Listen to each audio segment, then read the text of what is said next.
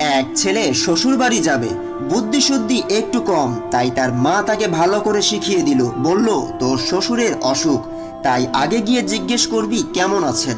তিনি হয়তো বলবেন ভালো, তখন বলবি এটাই তো আমাদের কাম্য। তারপর জিজ্ঞেস করবি কোন ডাক্তার তার চিকিৎসা করাচ্ছে।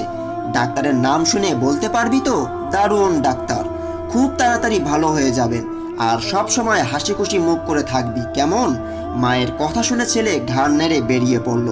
শ্বশুর রোগের জ্বালায় বিছানায় শুয়ে ছটফট করছেন।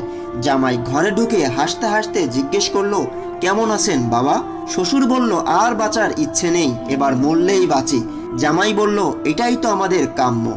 আবার হাসতে হাসতে বলল, কোন ডাক্তারকে দেখাচ্ছেন? শ্বশুর আরও রেগে গিয়ে বললেন, জমকে দেখাচ্ছি।